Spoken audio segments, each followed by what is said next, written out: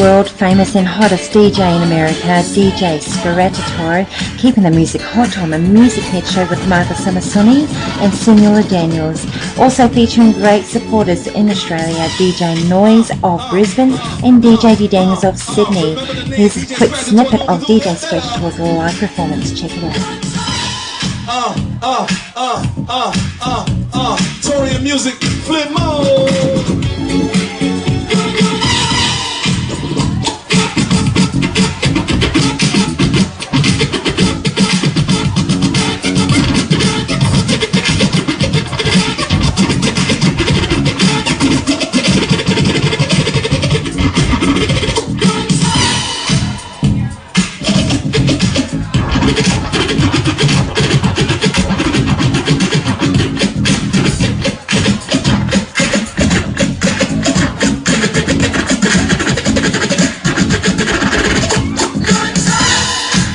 Wanda, you having a good time, baby? I came all the way up here to do this for you, girl.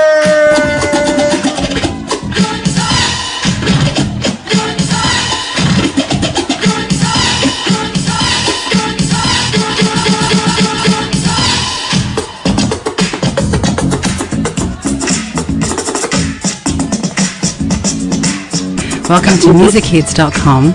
We have in the hot seat DJ Scratchator. Now, you're known to be one of Brooklyn, New York's finest DJs within the last 2 decades. So tell us how it all started for you.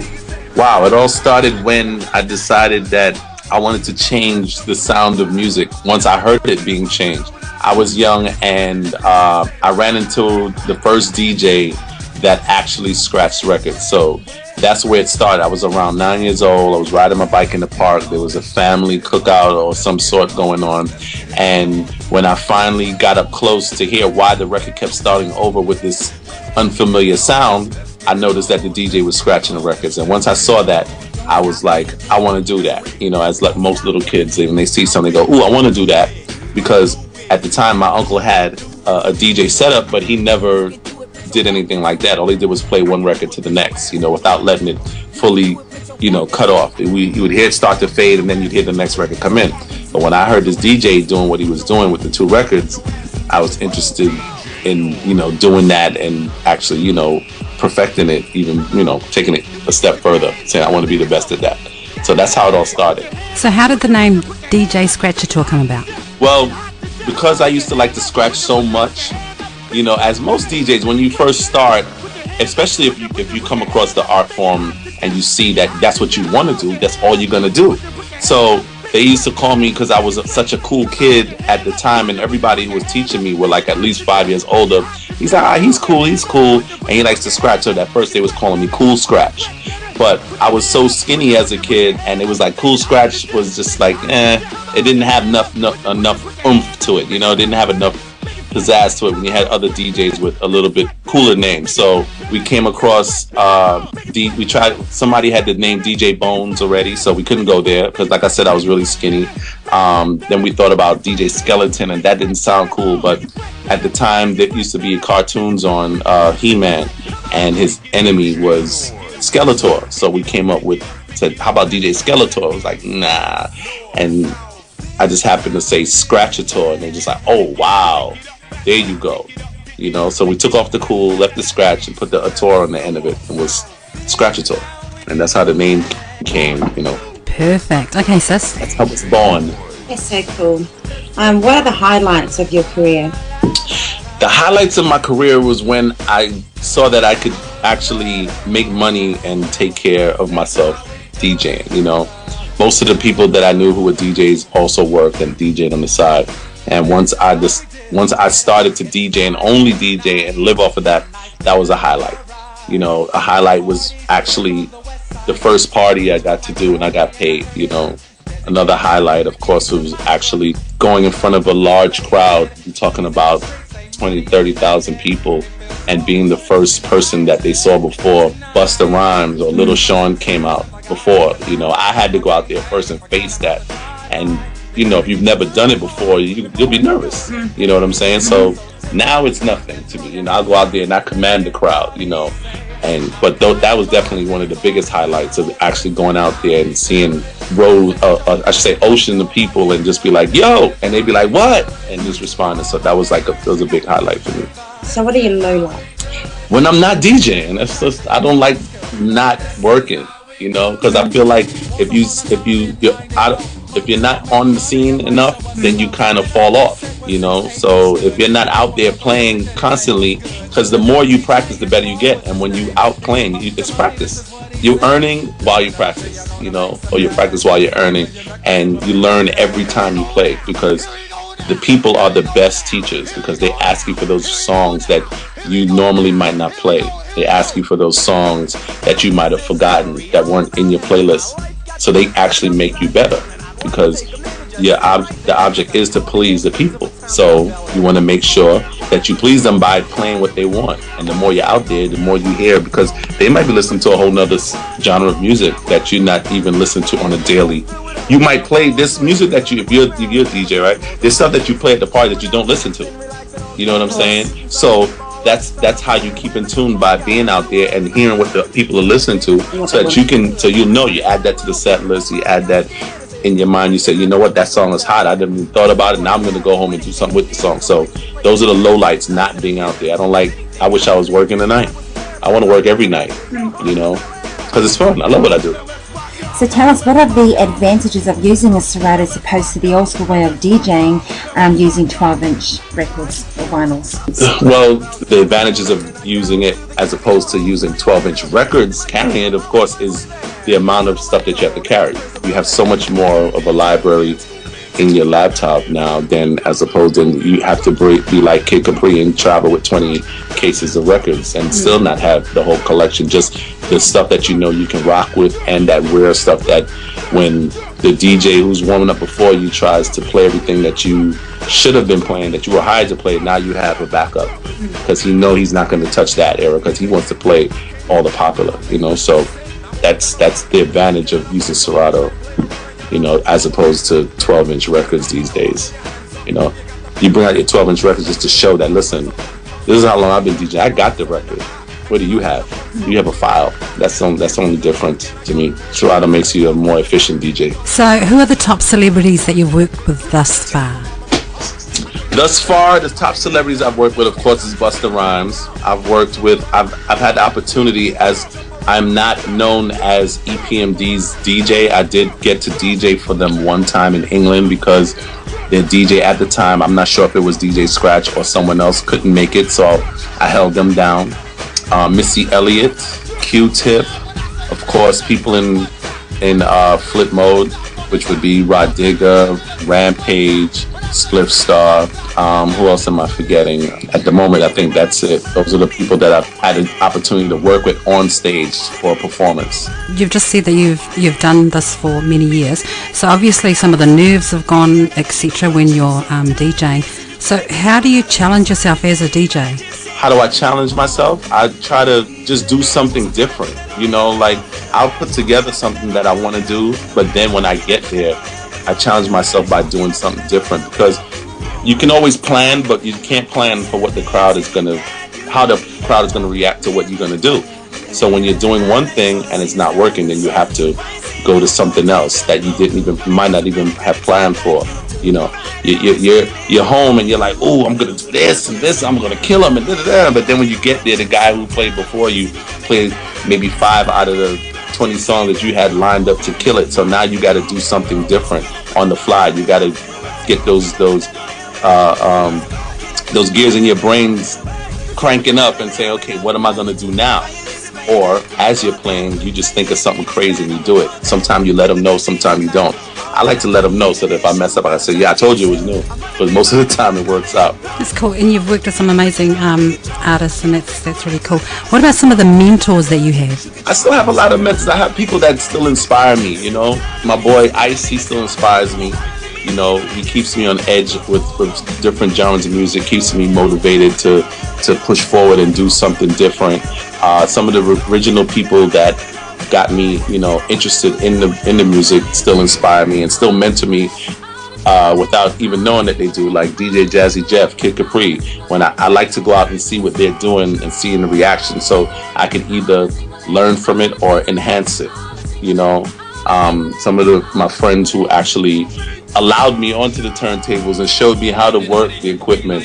Still, we get together sometime and compare notes.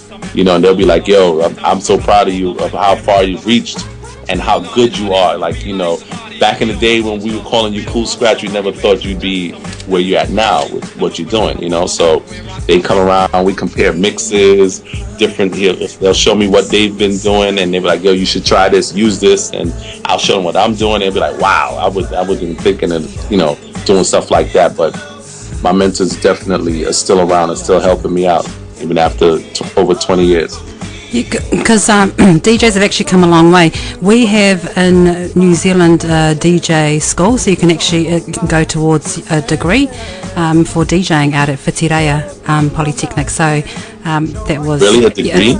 Yeah. So there's a whole DJ school, and you can get a degree and have a certificate and stuff within DJing. So I don't know if that happens there, but it definitely happens here. Come to think of it, Martha, they do it in Sydney as well. Yeah. Yeah, DJ schools. I know they had the Scratch Academy. I heard of that. That's a DJ school. I don't know about. I guess if you're in school, you got to have been able to pass, you know, some type of course. That's why you're going to school. You're paying to learn, and then they're going to have a final test. So I don't know if it's a degree on the level of like a college or a diploma, but it sounds interesting, you know. And people have told me that I need to give a class on actually using Serato and the art of DJing also. Something I'd like to do. It's just getting it up and going is just, you know, another thing that I haven't thought much about. Speaking of DJ Jazzy Jeff, are you still jamming with him like you have in the past, or do you have any intentions of doing some gigs in the future? With him? DJ Jazzy Jeff? I don't know. I don't know what the future holds as far as me getting. I've met him a couple times. I've exchanged numbers. We've talked on the phone, but actually he's so busy doing what he does, and I don't know if our paths are going to cross like that. It's possible. You know, I've come across a lot of DJs just because I was out touring with Busta, you know, who they might have been opening or closing afterwards, you know, and then we get to talking and exchanging music and of course contacts. But I don't have any knowledge or anything that's happening in the future, definitely anyway. How does the other known DJs in New York treat you? Wow, I think they all genuinely show love, you know. I mean, I think it's a DJ thing that you can't be biased, you know. You got to show love to your competition or the person that you might be like, ooh, that's the person I don't want to come around and do their thing while I'm doing mine, because it might upscale them or it might make them not look as good or worth the money that they be collecting, you know. They were like, because I've heard that, you know, I've had promoters come to me and hire me and say, you know, I've had big name DJs, I'm not going to call any names, and I was not impressed, but then my $250 DJ comes through and kills it on a level that these big name DJs just don't. And I can tell you why. You know, the smaller DJ is the one who's home practicing. He's the one who's doing all the hood parties and stuff like that. He knows what the people want. The big time DJs, they're doing big parties and they're constantly doing the same thing all the time, most of the time. You know, they're playing for the same crowd. If you play in one club all the time and your crowd comes there, you know what to play for them. But when you go outside that club, but I mean, a lot of these dudes, they go out and they do what they do, but they're known for. That's what they get paid to do. So, but if you're a DJ and you're in the hustle, you're going to this guy, you're saying, hey, why don't you hire me here? Why don't you bring me here? Okay, I'll do your birthday party. No problem. I'll be at the wedding reception on time. So you're doing different events, so it keeps you more well-rounded, so that when you do get in that place where that known DJ was or is going to be, and you do it on a level that the people who hired you are like, wow, I've never heard that, because also he's always in this place too, and he's always seeing the same thing. He wants to keep his crowd happy that comes and spends their money. So what do? They stay with that same hit, that playlist, because that's what the people come to hear, you know. So, and then when you get a big DJ and he comes in there and he doesn't do nothing close to what they normally do, the promoters don't see it as, oh, he was better because he had more skills. He actually was like, he didn't do better than my regular resident DJ. So now, like, why did I even spend all that money? Maybe he got an extra 100 people that night. Maybe 2 or 5, you know. That's what you're doing it for. You pay for the name to pay to actually charge more, so that you make a celebrities. Just having a celebrity at your place always helps out an establishment. But those same DJs, when they see you, they it's love is love. Call me. And then when you finally, of course you gotta call it bluff. You gotta call. You can't be like, I know they're not gonna answer, but I call. Some of them answer, but after that will be it. At least I answered. Everything else, I was busy. Yeah. So I think everybody has they put their competitive wall up and like, watch out now. This is the dude who's coming for my job. Basically, he's better than me. I think and some of them, they know in their heart, they're like, I know this dude is crazy, so I gotta keep him at bay. No, I don't want you. I don't really need you here right now, but I can't diss you. So it's a competitive thing.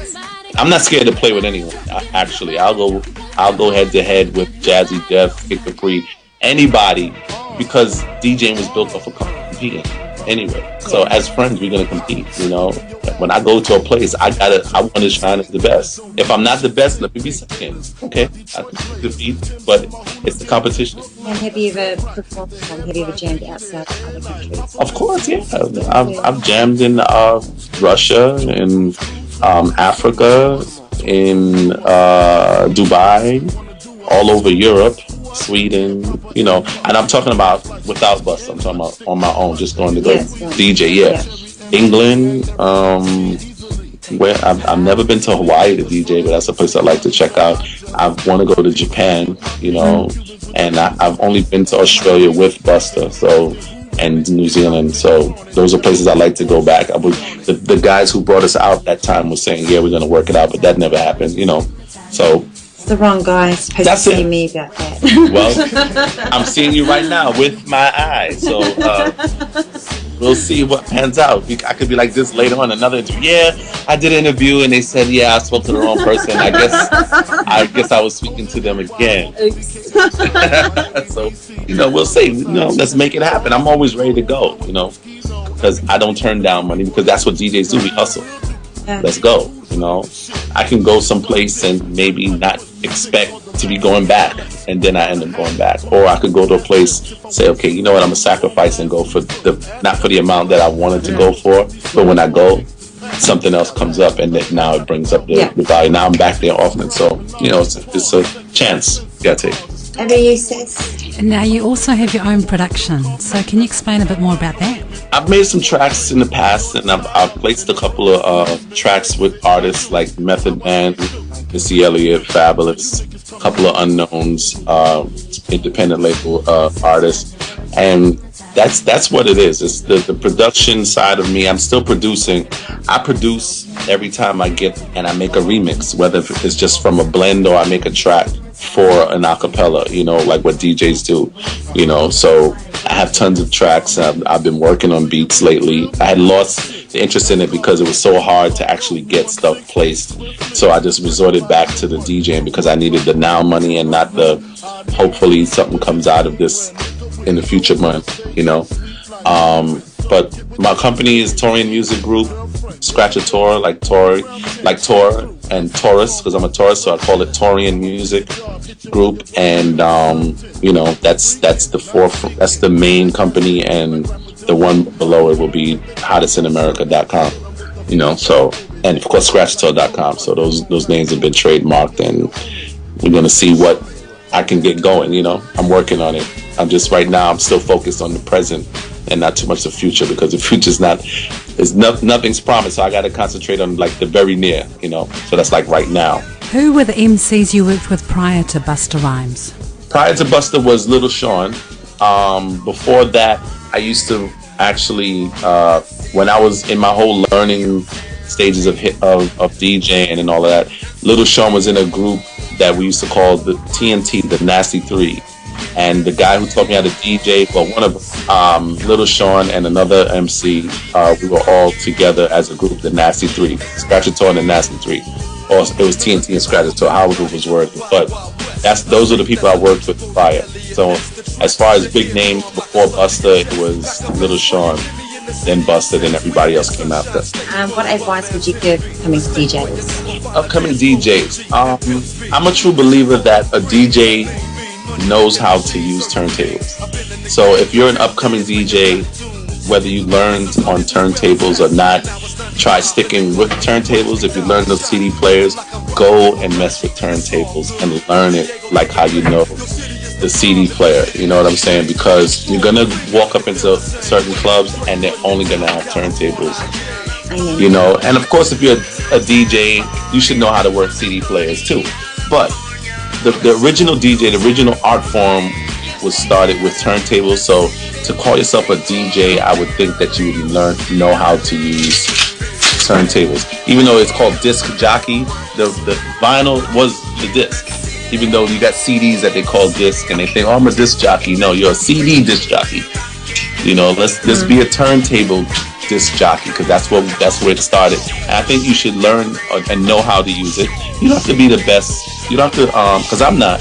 You don't have to be the best scratcher or turntablist, you know, doing tricks on. You just know how to work it, know how to use it, and therefore, you know, practice, of course. You know, stay on top of your. You should get a practice session in at least once a week if you can. You know, even if it's for an hour. That hour is for you to do whatever you want to do. You're not in front of a crowd. You don't have to worry about who's going to ask you to play this song and that song. Get up on there and practice. You know, it's just like going to the gym, right? Some of us go to the gym all the time. Some of us don't. Some of us are on the turntable all the time. Some of us are not. But you know, whatever floats your boat, that's what you do. Apart from your profession, what do you do in your spare time? Spare time, I just be lazy, you know. I enjoy just not doing nothing. That's the beauty of being able to work at night and have the daytime to yourself, you know.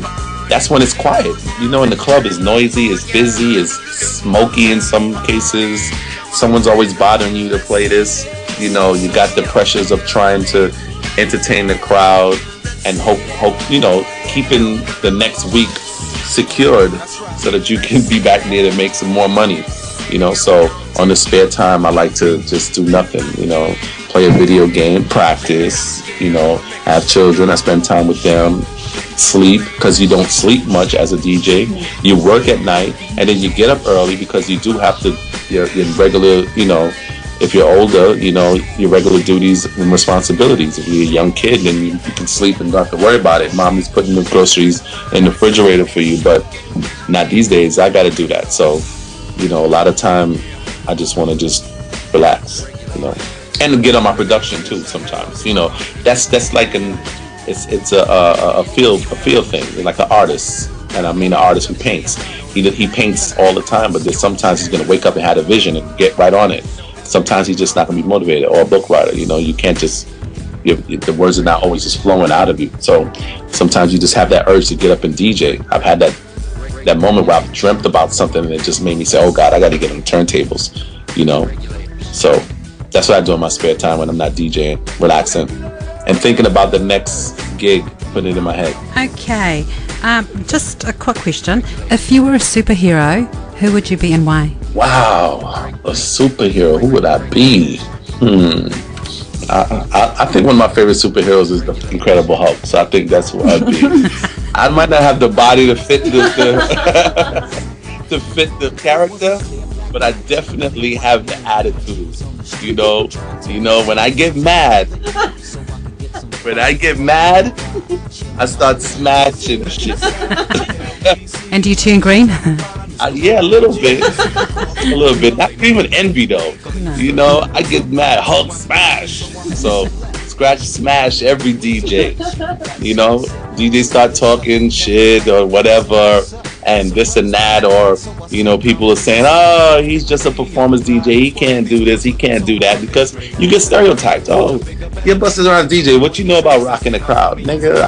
How you think I got to rock with Busta? I was rocking crowds that might have been smaller, but well. So that's to go to show you. If you can rock 20, you can probably rock 100. You know, how much different are the people in the party as opposed to the concert? They're there, you know. So you know, but I think the Incredible Hulk, because like I said, I like smashing DJs, and that's what Hulk does. He just smash it. You get mad and like I'm cool. That's why they used to call me Cool Scratch. But then I get mad and turn to Scratch and talk. Why'd you have to do that? Now I got to go in hard and make you go like just fumble around like I don't know what to do now. Shit, you did everything. From DJ Scratchator to DJ Smashator. Love it. There you go. Love it. Smash it up. Oh, Hulk smash. Beauty. I can see it now.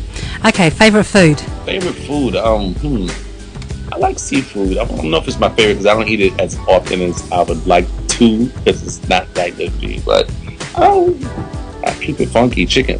Very good. I'm Okay, back. musicheads.com has a very special event coming up in March, and which you've been asked to partake in if you're available. So, how do you feel about Yes. that? Oh, I'm excited. You know, it's going to be in LA. No, it's No. going to be here in New York. Oh, here in New York. Oh, well, you know, right here at hometown. So it should be fun. Anywhere I go, I think I try to make it fun, and I think it's gonna be fun. You know what I'm saying? As long as the people are there, I'm gonna entertain you.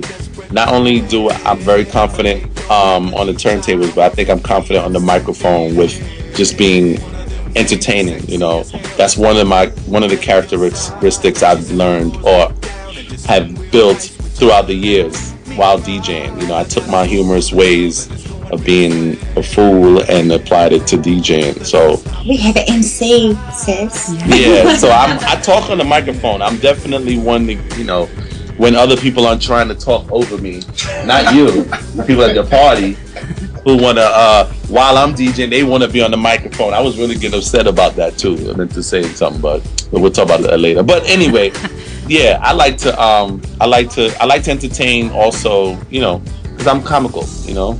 Maybe you can pick up from this. I'm comical. I like to crack. I like to see people smiling. I like to see, you know, people. I like to be the life of the party. That's why I think I wanted to be a DJ, you know. So Awesome. there's many aspects of that now. Now, have you got any shout outs? Yeah, I want to shout out God for making this moment possible, first and foremost. And I want to shout you guys out for actually, you know, interviewing me, making me feel special on a Friday that I'm not DJing, which is not good, but it's okay. Shout out my boy Ice. Shout out everybody in New Zealand, everybody in Australia, everybody in the whole world, because I am the hottest in America and the entire world. So everybody will need to know this. So whoever's reading this or who's going to hear this, they need to know that Scratchator, hottest in America, world famous DJ, realigned with the conglomerate, is the hottest in the whole entire world. You know, so that's it. That's my biggest shout out. And of course, like I said, to every DJ, you know, keep the art form alive, using turntables, keep practicing, you know, get good, get better than me so that I can get better. Because I learn from the DJs who are better who are better than me. So that's what I like to do. I like to inspire, so I get inspired too. Brilliant. You have the shush outs. Shush outs, like people who I don't want to shout out. Yeah, opposite, exactly. Shush outs, Who wow. do you want to shush? Anything? Who I want to shush up? Yeah. I don't have any people I don't like that I like to shut up. I just like shutting up the people who talk negative about me and what I do. Yeah, I guess. I don't have a direct person. So yeah, I like to shush out those haters out there. But you know, they say if you don't have any haters, then you're not getting greater. That's my little slogan. I made that up just now. Very clever. Thank you. Don't have any haters, you ain't gonna get great. You're gonna copyright that. Yeah. So, and big shout out to you know, everybody that's down with me. You know, all of the local people, all of the people who are celebrities. You know, Spliff Star, Busta Rhymes, and Conglomerate. You know, Busta just signed to Cash Money Records. Just signed a major deal with Google Music. Sorry.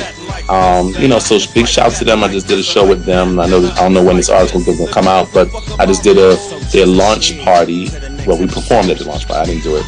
I met a DJ there by the name DJ Busy. He was cool. He's actually coming to New York, I think, next week or something. So big shouts to him. He was doing his thing.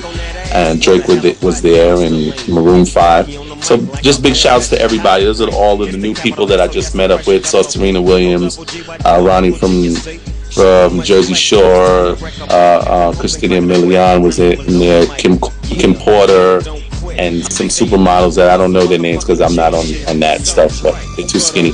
But You like it down under there. You've got a bit of meat. But definitely shout them out, but shush out all of the people who are fighting against it.